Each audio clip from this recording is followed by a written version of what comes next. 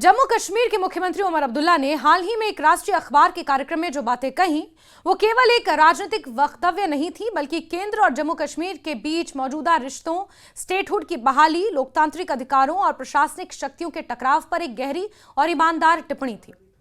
उमर अब्दुल्ला ने साफ शब्दों में कहा कि उन्होंने स्टेटहुड की बहाली को लेकर कोई अल्टीमेटम नहीं दिया है, लेकिन उनका धैर्य अनंत नहीं है।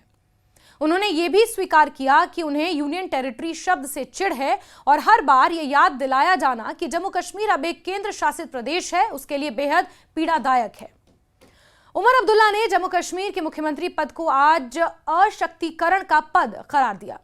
उन्होंने कहा कि यह उनका दुर्भाग्य है कि वो ऐसे समय में मुख्यमंत्री बने हैं जब जम्मू कश्मीर एक पूर्ण राज्य से घटकर केंद्र शासित प्रदेश बन चुका है। उन्होंने इसकी तुलना देश के किसी भी अन्य राज्य के मुख्यमंत्री से करते हुए कहा कि आज उनके पास उनसे भी कम अधिकार हैं। उनके अनुसार एक समय था जब जम्मू कश्मीर के पास अपना संविधान और अपना झंडा था और आज उसी क्षेत्र का मुख्यमंत्री अपने ही अधिकारों के लिए संघर्ष कर रहा है। उन्होंने ये भी कहा कि उन्हें आज भी यूनियन टेरिटरी और जम्मू कश्मीर शब्दों को एक ही वाक्य में इस्तेमाल करना बेहद कठिन लगता है। उन्होंने केंद्र सरकार से यह भी स्पष्ट मांग की कि स्टेटहुड की बहाली को लेकर एक साफ और निश्चित लक्ष्य तय किया जाए। उमर अब्दुल्ला ने याद दिलाया कि अगस्त 2019 के बाद केंद्र ने 3 चरणों की प्रक्रिया का वादा किया था। पहला परिसीमन, दूसरा चुनाव, तीसरा स्टेटहुड की बहाली। उन्होंने कहा कि पहले 2 चरण पूरे हो चुके हैं, लेकिन तीसरे चरण के लिए लोगों को अब भी इंतजार कराया जा रहा है। उनका सवाल सीधा था कि उचित समय आखिर क्या है। अगर स्टेटहुड की बहाली का मतलब यह है कि पहले किसी खास राजनीतिक दल को सत्ता में आना चाहिए, तो केंद्र को यह बात खुलकर कहनी चाहिए ताकि जनता सच्चाई जान सके और उसी के आधार पर अपना भविष्य तय कर सके। उमर अब्दुल्ला ने यह भी स्पष्ट किया कि वो जनता को झूठे सपने नहीं दिखाना चाहते। उन्होंने माना कि अनुच्छेद 370 की बहाली मौजूदा केंद्र सरकार से संभव नहीं है। उनके शब्दों में, जिन लोगों ने हमसे ये अधिकार छीना, उनसे उसे वापस मांगना व्यर्थ है। उन्होंने कहा कि अनुच्छेद 370 की वापसी पूरी तरह केंद्र में सरकार बदलने पर निर्भर करती है। इस बयान के जरिए उन्होंने खुद को एक यथार्थवादी नेता के रूप में पेश किया, जो भावनात्मक नारेबाजी के बजाय राजनीतिक सच्चाइयों को स्वीकार करता है। मुख्यमंत्री ने उपराज्यपाल मनोज सिन्हा के साथ अपने संबंधों को लेकर भी खुलकर बात की। उन्होंने आरोप लगाया कि उपराज्यपाल कार्यालय लगातार चुनी हुई सरकार के कामकाज में दखल दे रहा है। उन्होंने इस शक्ति को असंतुलित बताया, जिसमें एक निर्वाचन सरकार और एक मनोनीत प्रशासन के बीच स्पष्ट संतुलन नहीं है। उमर अब्दुल्ला ने कई उदाहरण दिए, जैसे Jammu Kashmir power development corporation की अध्यक्षता अब भी उपराज्यपाल के पास होना और गुलमर्ग में 21 दिसंबर को पर्यटन से जुड़ी बैठक बुलाना।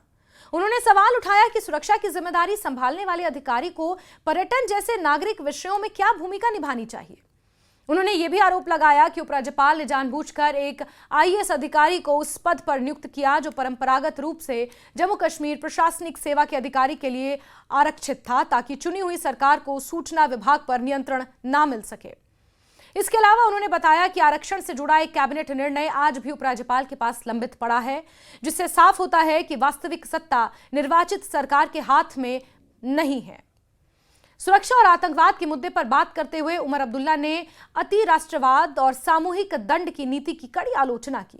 उन्होंने कहा कि आतंकवादी हमलों के बाद घरों को गिराने जैसी कार्रवाइयां लोगों को और ज्यादा कट्टर बनाती हैं। उन्होंने पहलगाम हमले का उदाहरण देते हुए कहा कि 10 से 12 घर गिरा दिए गए, लेकिन बाद में पता चला कि इसमें से किसी कश्मीरी की संलिप्तता थी ही नहीं। उन्होंने सवाल उठाया कि अगर ऐसे लोग आगे चलकर कट्टरपंथ की ओर बढ़ते हैं तो उसकी जिम्मेदारी किसकी होगी।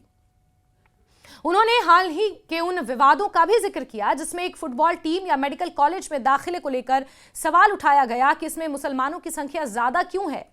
उमर अब्दुल्ला ने कहा कि जब किसी पूरे समुदाय को लगातार हाशिए पर धकेला जाएगा तो प्रतिक्रिया होना स्वाभाविक है। उनके अनुसार सामाजिक संतुलन और विश्वास बहाली के बिना स्थायी शांति संभव नहीं है। राष्ट्रीय राजनीति पर बोलते हुए उमर अब्दुल्ला ने इंडिया गठबंधन की स्थिति को लेकर भी बेबाक टिप्पणी की। उन्होंने कहा कि ये गठबंधन अभी आईसीयू में होता है तो कभी वेंटिलेटर सपोर्ट पर होता है। उन्होंने माना कि जम्मू कश्मीर का मुद्दा फिलहाल इस गठबंधन के एजेंडे में प्राथमिकता नहीं है और राहुल गांधी की चुप्पी का भी उन्होंने व्यवहारिक बचाव किया। उनका कहना था कि मौजूदा राजनीतिक माहौल में इस मुद्दे पर खुलकर बोलने से चुनाव जीतना मुश्किल हो सकता है। अपने पिता फारूक अब्दुल्ला से मतभेद जताते हुए उमर अब्दुल्ला ने ईवीएम में गड़बड़ी के आरोपों को खारिज किया।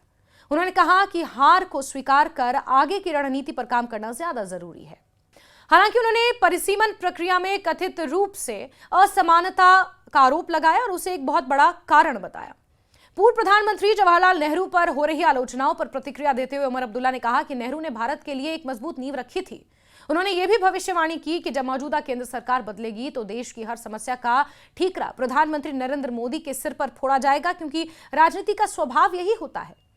अंत में उमर अब्दुल्ला ने कश्मीर घाटी की पर्यावरणीय और आर्थिक चुनौतियों पर भी बात की। उन्होंने श्रीनगर में प्रदूषण और सूखे की समस्या का जिक्र करते हुए कहा कि घाटी का भूगोल स्मॉग को फंसा लेता है। साथ ही उन्होंने इस धारणा को गलत बताया कि पर्यटन ही जम्मू कश्मीर की अर्थव्यवस्था का आधार है। उनके अनुसार पर्यटन का योगदान जीएसडीपी में चौथे स्थान पर है, जबकि कृषि, बागवानी और उद्योग उससे आगे है। कुल मिलाकर उमर अब्दुल्ला का यह वक्तव्य एक ऐसे नेता की तस्वीर पेश करता है जो भावनाओं और यथार्थ के बीच संतुलन बनाने की कोशिश कर रहा है। उन्होंने ना तो केंद्र को खुली चुनौती दी और ना ही अपनी नाराजगी छिपाई। उनका संदेश साफ था, स्टेटहुड की बहाली कोई एहसान नहीं है, बल्कि लोकतांत्रिक अधिकार है और इस पर धैर्य की भी एक सीमा होती है।